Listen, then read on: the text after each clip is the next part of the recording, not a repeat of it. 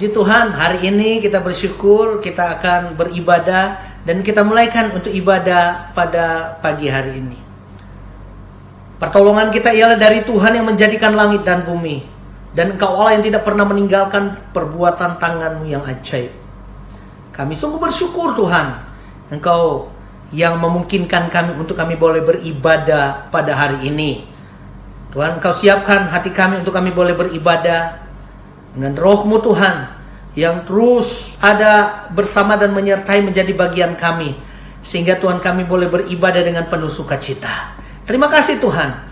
Kami menyerahkan ibadah kami tabiskan di dalam berkat nama Tuhan Yesus. Kami berdoa, kami naikkan syukur kami kepadamu. Haleluya.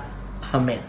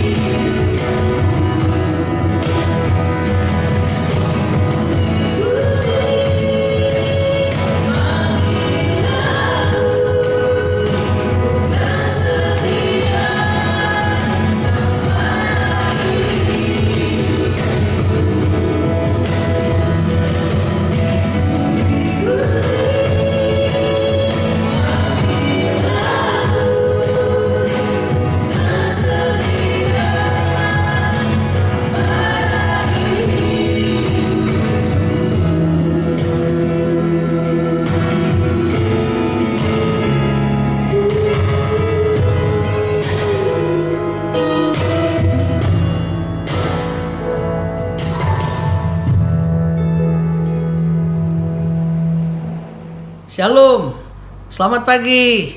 Pagi hari ini kita bersyukur karena anugerah Tuhan kita boleh ada dan tetap diberikan kekuatan kesehatan bagi kita untuk kita boleh beribadah. Saya rindu kita akan melihat kebenaran Tuhan yang boleh meneguhkan dan memberkati kita. Namun sebelumnya kita akan tunduk kepala dulu dan kita berdoa. Kami bersyukur kepada Tuhan, Engkau Allah yang hidup, pemelihara kami. Terima kasih Tuhan, karena sampai hari ini Engkau ada dan bersama dengan kami.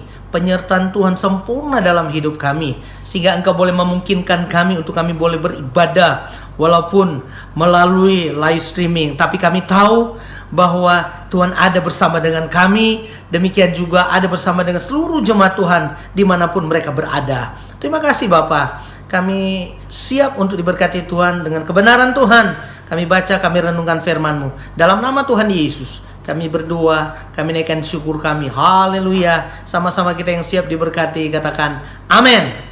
Puji Tuhan, shalom. Pagi hari ini saya rindu menyampaikan kebenaran Tuhan yang saya ambil dalam kitab Matius pasalnya yang ke-26, ayatnya yang ke-69 sampai ayatnya yang ke-75. Petrus menyangkal Yesus. Saya akan membacakan firman Tuhan. Bapak, Ibu, Saudara bisa menyimaknya. Sementara itu Petrus duduk di luar halaman.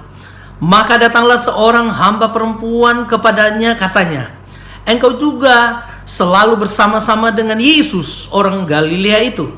Tetapi ia menyangkalnya di depan semua orang, katanya, "Aku tidak tahu apa yang engkau maksud." Ketika ia pergi ke pintu gerbang, seorang hamba lain melihat dia dan berkata kepada orang-orang yang ada di situ, "Orang ini bersama-sama dengan Yesus, orang Nazaret itu." Dan ia menyangkalnya pula dengan bersumpah, "Aku tidak kenal orang itu." Tidak lama kemudian orang-orang itu ada di situ datang kepada Petrus dan berkata, "Pasti engkau juga salah satu seorang dari mereka. Itu nyata dari bahasamu." Maka mulailah Petrus mengutuk dan bersumpah, "Aku tidak kenal orang itu." Dan pada saat itu berkokoklah ayam. Ayat 75. Maka teringatlah Petrus akan apa yang dikatakan Yesus kepadanya, "Sebelum ayam berkokok, engkau telah menyangkal aku 3 kali." Lalu ia pergi keluar dan menangis dengan sedihnya. Saya ingin menyampaikan firman Tuhan pada hari ini, pagi ini, iman yang tergoncangkan. Sekali lagi, iman yang tergoncangkan. Peristiwa Petrus menyangkal Yesus mengundang satu tanda tanya besar. Mengapa? Karena Petrus adalah seorang murid yang sangat dekat dengan Yesus.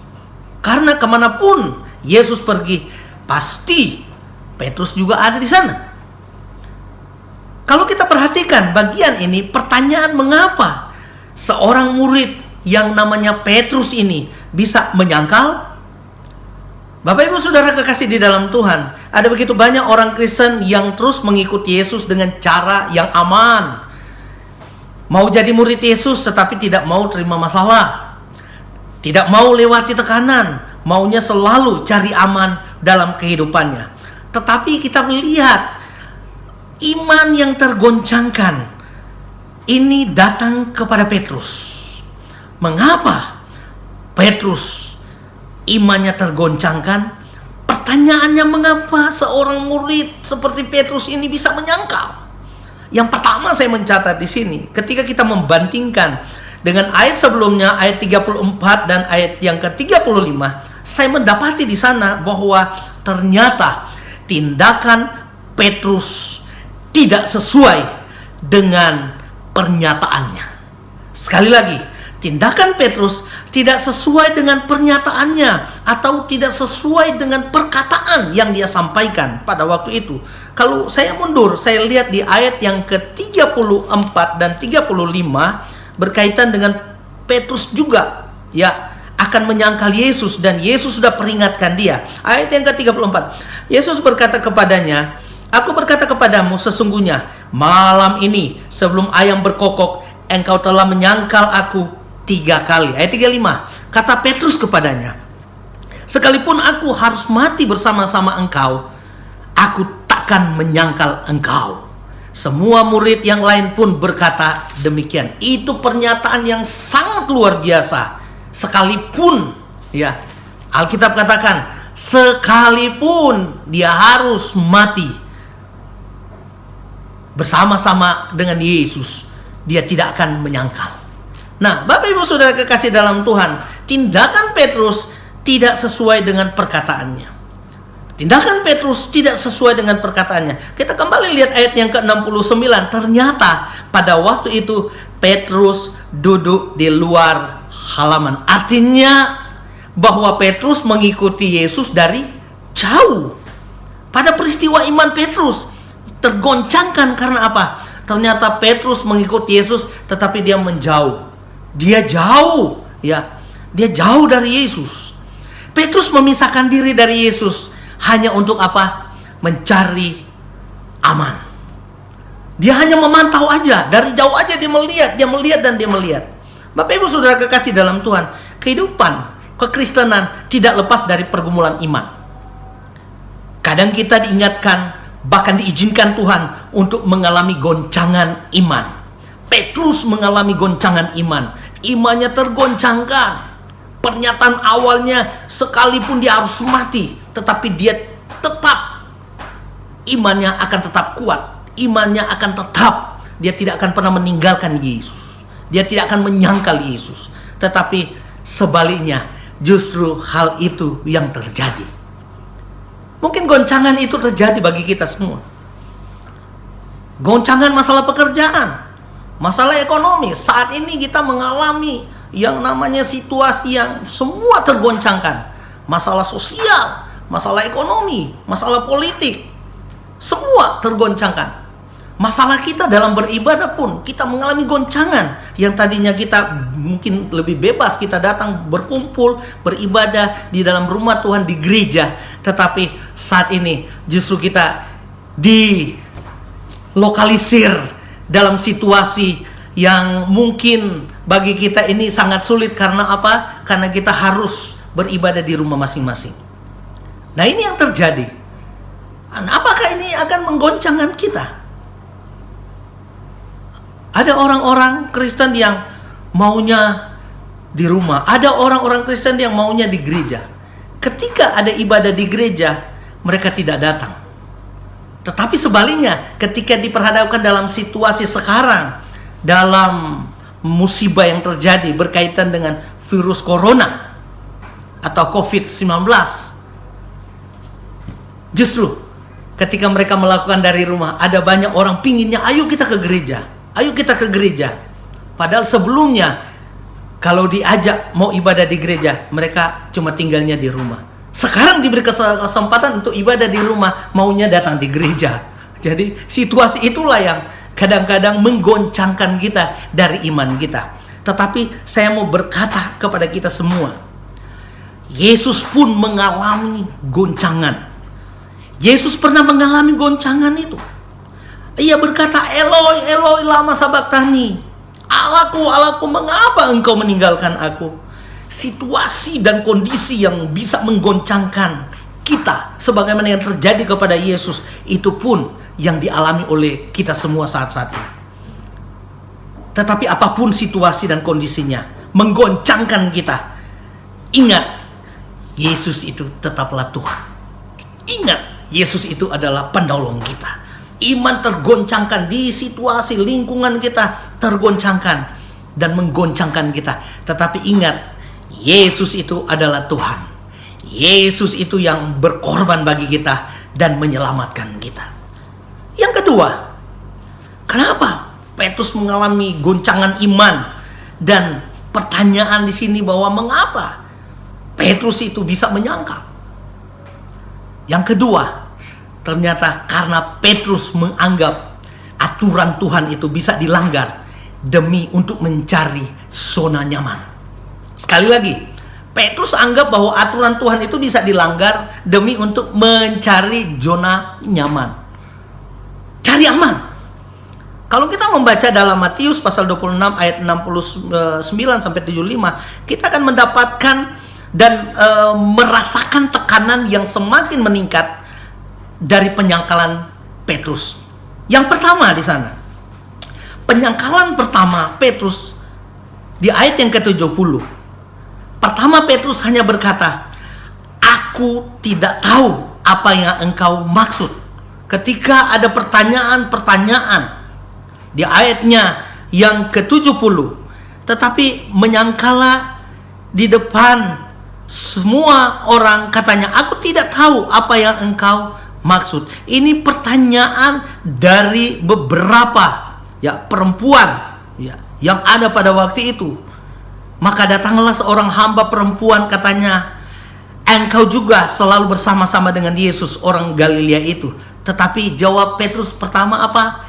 "Aku tidak tahu apa yang engkau maksud." Jawaban yang sangat diplomatis sekali. Sesuatu yang sebutnya Petrus sudah tahu, tetapi dia mutar-mutar, mencari alasan. Nah, itu yang banyak kali terjadi dalam kehidupan kekristenan. Yang kedua, penyangkalan kedua, Petrus dengan bersumpah berkata, "Aku tidak kenal orang itu." Sudah ada peningkatan lagi di ayat yang ke-72. Kalau pertama dia bilang, "Aku tidak tahu apa yang engkau maksud." Tetapi yang kedua sudah ada peningkatan. Petrus dengan bersumpah berkata, "Aku tidak kenal orang itu." Yang ketiga lebih parah lagi. Pada penyangkalan yang ketiga di ayat yang ke-74, Petrus mulai mengutuk dan bersumpah. Yang pertama, Petrus berkata bahwa "Aku tidak tahu apa yang engkau maksud." Yang kedua, Petrus dengan bersumpah. Tetapi yang ketiga sudah ada peningkatan jauh. Petrus mulai mengutuk dan bersumpah. Dia katakan apa? "Aku tidak kenal orang itu." Petrus berpikir bahwa Tuhan pasti mengerti situasinya lah, sehingga ia menyangkal Yesus. Toh Yesus tahu situasi saya, Yesus tahu. Jadi Petrus menganggap, udahlah, Yesus tahu, Tuhan tahu, maksud saya Tuhan tahu. Banyak kali kita diperhadapkan dalam situasi seperti itu, sehingga kita bisa cari aman dengan apa? Kompromi dengan hal-hal yang salah, kompromi dengan hal-hal yang berdosa di hadapan Tuhan. Toh mungkin kita akan berkata bahwa Tuhan tahu kok, kalau saya melakukan pelanggaran, Tuhan tahu, Tuhan pasti akan ampuni saya, Tuhan pasti akan menolong saya.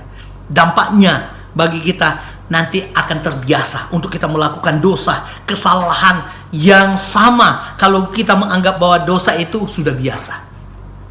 Bapak Ibu Saudara kekasih dalam Tuhan, situasi inilah yang menggoncangkan iman daripada Petrus. Tetapi yang ketiga, kita lihat apa yang mengakibatkan iman daripada Petrus itu tergoncangkan. Kita lihat bahwa Petrus melupakan perkataan Yesus. Ayat yang ke-75 kalau kita bandingkan dengan ayat yang ke-30 dan 35, kita lihat bahwa Petrus awalnya tidak menyadari apa perkataan Yesus sebelumnya. Yesus sudah ingatkan bahwa iman kalian akan tergoncangkan. Yesus ingatkan sebelum ayam berkokok, Petrus telah menyangkal 3 kali. Tetapi ingatan itulah yang justru diabaikan oleh Petrus. Saudara-saudara kekasih dalam Tuhan, kita memahami apa yang terjadi dalam situasi sekarang ini. Mungkin kita akan berkata bahwa kita memahami situasi daripada Petrus, dan kita memahami juga situasi kita saat ini yang kita hadapi. Nggak apa-apalah. Toh, Tuhan tahu. Yang kita lakukan Tuhan tahu. Sekali lagi, saya sebagai hamba Tuhan menyampaikan kebenaran ini dan kepada kita semua, bahwa Tuhan mengenal sampai kedalaman isi hati kita. Kadang kita bisa merekayasa sesuatu yang untuk menguntungkan kita, padahal itu adalah salah dan dosa. Tetapi mari, hari ini kita diteguhkan dengan kebenaran Tuhan. Hari ini kita diperhadapkan dengan dalam situasi yang mungkin sangat sulit bagi kita, baik dalam hal ibadah kita, dalam hal pekerjaan kita, di mana kita harus tinggal di rumah. Kita tidak boleh kemana-mana. Kerja dari rumah, kuliah dari rumah, ngajar dari rumah. Itu pun yang saya lakukan. Saya juga mengajar mahasiswa dengan harus ngajar dari rumah. Harus mengajar via online. Tetapi ternyata itu tidak akan menghalangi untuk kita bisa melakukan sesuatu. Kerja dari rumah, kita tetap beribadah dari rumah, kita tetap melakukan sesuatu dari rumah, tetapi yang kita tahu bahwa Tuhan pun ada dan menyertai kita. Sekali lagi, Tuhan pun ada dan menyertai kita. Mungkin ini situasi yang bagi kita anggap bahwa sangat susah sekali. Kita sudah terbiasa dengan harusnya kita berfellowship satu dengan yang lain. Kita kumpul di gereja, kita kumpul dengan keluarga, tetapi sekarang justru kita harus ada dan tinggal di rumah. Tidak bisa bersosialisasi dengan yang lain. Tetapi saya percaya bahwa badai pasti berlalu. Situasi ini pasti akan berlalu. Petrus menghadapi hal itu, tetapi dia diingatkan Tuhan. Kadang kita juga diingatkan oleh Tuhan di dalam situasi seperti ini. Untuk apa? Kita melihat, memandang kepada Tuhan. Di rumah, dimanapun kita ada Tuhan yang terus menyertai kita. Di rumah kita tetap beribadah. Dari rumah kita tetap melakukan sesuatu. Dan mari, Bapak Ibu Saudara kekasih dalam Tuhan, kita manfaatkan, kita gunakan momen ini untuk terus membangun mezbah keluarga di rumah kita. Kita berdoa bersama di rumah kita. Kita beribadah bersama di rumah kita. Dan mungkin itu yang Tuhan izinkan hari-hari ini kita hadapi. Percaya bahwa sekali lagi, badai pasti berlalu. Tuhan pasti tolong kita. Kita menghadapi, melewati masa-masa sulit ini. Tetapi yang kita tahu bahwa ada rencana Tuhan di balik semuanya ini. Saya percaya ini boleh meneguhkan, memberikan kekuatan bagi kita melalui kebenaran Tuhan ini. Puji Tuhan, Tuhan Yesus memberkati kita semua. Haleluya. Mari mengakhiri kebenaran Tuhan ini, kita akan berdoa. Kami bersyukur kepada Engkau Allah yang hidup. Terima kasih Tuhan, Engkau boleh memampukan kami dalam situasi yang sangat sulit ini. Tetapi Engkau ada bersama dengan kami. Terima kasih Bapa untuk segala sesuatunya yang Tuhan kerjakan dalam setiap hidup kami. Kami tahu dalam situasi seperti ini pun Tuhan ada bersama dengan kami.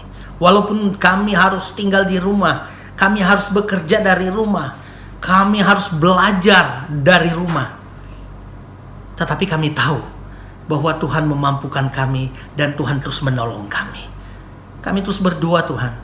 Bukan saja bagi jemaat Tuhan, hamba-hamba Tuhan semua, gereja Tuhan. Tapi kami berdoa juga untuk pemerintah, baik presiden dan wakil presiden, semua jajarannya di kementerian, bahkan juga para stakeholder yang menangani masalah COVID-19 ini Tuhan. Dimampukan mereka Tuhan, supaya mereka juga boleh dipakai oleh Tuhan. Dan kami berdoa semua para medis, dokter, perawat Tuhan yang menangani hal ini, biar dilindungi mereka oleh Tuhan. Kami berdoa, oh Tuhan, biar perlindungan Allah boleh nyata bagi mereka semua. Demikian juga bagi mereka yang sudah terpapar dengan virus ini, biar Tuhan jamah dan Tuhan menyembuhkan mereka. Terima kasih Bapa. Kami bersyukur menyerahkan seluruh hidup kami hanya bagi kemuliaan Tuhan. Di dalam nama Tuhan Yesus kami berdoa, kami naikkan syukur kami. Haleluya, haleluya. Amin. Puji Tuhan, Tuhan Yesus memberkati.